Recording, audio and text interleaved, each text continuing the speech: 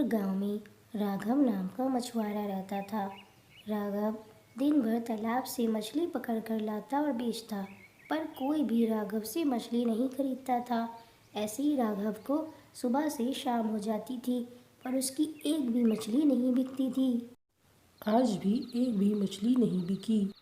राघव ये सोचकर अपने घर की तरफ बढ़ जाता है, क्योंकि कोई फायदा नहीं था बैठने का। राघव ने एक छोटा सा घर किराए पर ले लिया था, जहाँ पर वो, उसकी पत्नी और उसकी 4 साल की बेटी रहती थी। ठंड की वजह से राघव का परिवार बहुत परेशान था। ठंड बहुत ज़्यादा है बाहर। मैं भी बाहर से आया हूँ। इतनी ओस गिर रही है। मैं किराया कैसे दूंगा? मेरी एक भी मछली नहीं बिकती। 3 महीने का किराया बाकी है। मकान मालिक कभी भी घर खाली करा लेगा। परेशान मत होइए, जो किस्मत में होगा वही होगा। मैं आपके लिए खाना लेकर आती हूँ, आप बहुत थक गए हो। फिर गंगा और राघव खाना खाते हैं। राघव बहुत थक गया था, पर वो चिंता में भी बहुत ज़्यादा था। खाना खाकर राघव और उसकी पत्नी भी लेट जाते हैं। पहले तो राघव को नींद नहीं आ रही थी, पर वो भी सो जाता है।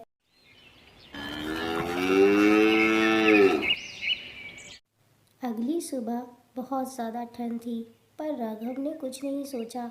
अपना जाल उठाया और मछलियाँ पकड़ने के लिए सुबह सुबह ही निकल गया। राघव को मछलियाँ पकड़ने के लिए दूर जाना होता था, इसलिए उसको नाव की ज़रूरत पड़ती थी। वो नाव पर बैठकर मछलियाँ पकड़ने जाता था। राघव तालाब में जाल डालता है और ढेर सारी मछलियाँ उसके जाल में फंस जाती हैं। राघव ये देखकर बहुत खुश होता है और दिन ही दिन सोचता है, क्या उसने जितनी मछलियाँ पकड़ी हैं वो बिक पाएंगी। ये सोचकर राघव वहाँ से निकल जाता है। मछलियाँ बहुत ज़्यादा थी, इसलिए नाव भारी हो गई थी।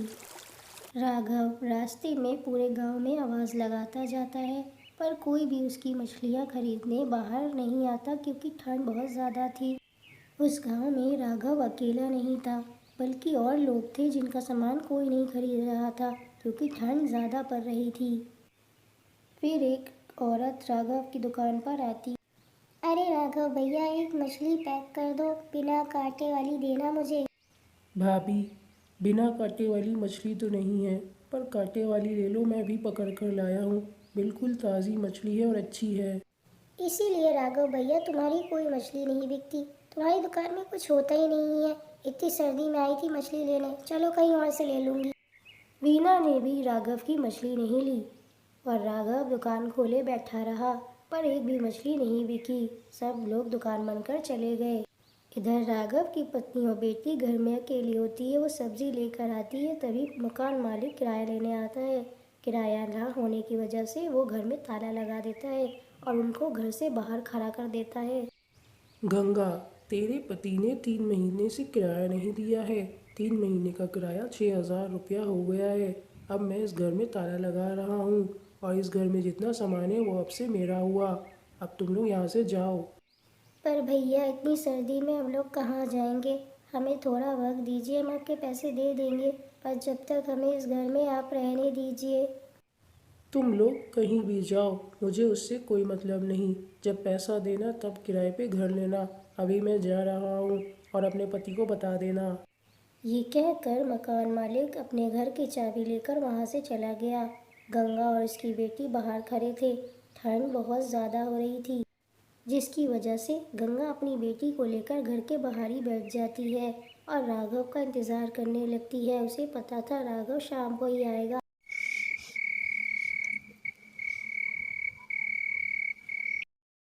ऐसी ही शाम हो गई थी और शाम को ओस के साथ अब हल्की हल्की बर्फ भी गिर रही थी। राघव भी घर की तरफ निकल गया था। राघव जैसे ही घर की तरफ पहुंचता है, वो देखता है कि उसकी बेटी और पत्नी घर के बाहर ही बैठे हुए हैं। ये सब मेरी वजह से हुआ है। मुझे पता है मकान मालिक आया होगा, इसलिए तुम लोग बाहर बैठे हो। अब मैं कुछ तुम लोगों के लिए करता हूँ। हाँ राघव जी, मकान मालिक आया था, घर पर ताला लगा गया और तो और एक भी सामान नहीं दिया। घर पे हम लोग नहीं जा सकते अब।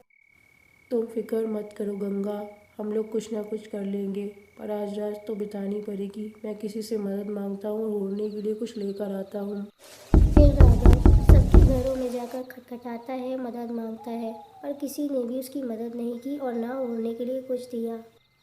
पर एक बूढ़ी औरत ने उसे कुछ कंबल दिए ओढ़ने के लिए, जिसे लेकर राघव अपनी पत्नी और बेटी के पास गया और उन दोनों को उड़ा दिए। पर वो 2 ही कंबल ला पाया था और खुद ऐसे ही बैठा रहा। तुम दोनों सो जाओ, मैं यहीं हूँ। तुम लोगों को नींद भी आ रही होगी, मैं कहीं नहीं जाऊँगा। राघव की पत्नी और बेटी दोनों सो जाते हैं, पर राघव नहीं सोता। वो सोचता है ये सब उसकी ही वजह से हो रहा है। ये सब मेरी वजह से हो रहा है। आज मैं अपने आप को ही ख़त्म कर लूँगा। मेरी बेटी और पत्नी इस हालत में मेरी वजह से है। मैं उनके लिए कुछ भी नहीं कर पा रहा हूँ। रुक जाओ राघव। तभी वहाँ पर एक जलपरी आती है और राघव को उसकी जान लेने से रोक लेती है और राघव से कहती है कि क्यों राघव, ऐसा क्यों कर रहे हो? क्या तुम्हारे ऐसा करने से तुम्हारी बेटी और पत्नी का जीवन सही हो जाएगा? क्या वो खुश रह पाएंगे? तो मैं क्या करूँ जलपरी, तुम ही बताओ। मैं कुछ नहीं कर पा रहा हूँ। मकान मालिक ने घर खाली करा लिया। मेरा परिवार सड़क पर लेटा है। मैं कुछ नहीं कर पा रहा। मैं सब जानती हूँ राघव। तुम इस तालाब के पास रोज आते हो और रोज मछलियाँ ले जाते हो। मुझे तुम्हारे बारे में सब पता है कि तुम्हारी मछलियाँ नहीं बिकती, इसलिए मैं तुम्हें कुछ देना चाहती हूँ। ये लो सोने के सिक्के। इससे तुम्हारा और तुम्हारे परिवार की ज़िंदगी बदल जाएगी। पर राघव, मैं तुम्हें ये सोने के सिक्के दे तो रही हूँ, पर याद रहे इसके बारे में तुम किसी से कुछ भी नहीं कहोगे, अपनी पत्नी को भी नहीं बताओगे। ये बात मेरे और तुम्हारे बीच में रहनी चाहिए। अगर तुमने ऐसा किया तो इस सोने के सिक्कों से जो भी खरीदोगे वो गायब हो जाएगा।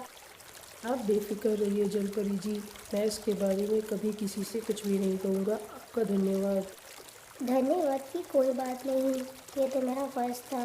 गरीबों की मदद करना मेरा फ़र्ज़ है। तुम्हारे जैसे अच्छे इंसान दुनिया में बहुत कम होते हैं। अब मैं जा रही हूँ। ये कहकर जलपरी गायब हो जाती है। सोने के सिक्के लेकर राघव खुशी खुशी वहाँ से चला जाता है।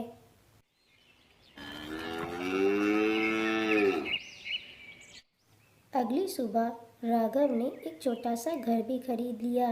गंगा ने राघव से बहुत पूछा कि उसने घर कैसे लिया, पर राघव ने कुछ नहीं बताया क्योंकि उसने जलपरी से वादा किया था। सोने के सिक्के आने के बाद भी राघव ने मेहनत करना नहीं छोड़ा।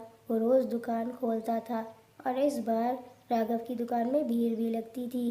अब राघव और उसका परिवार खुशी खुशी एक साथ रहता था। गंगा ने फिर कभी कुछ नहीं पूछा।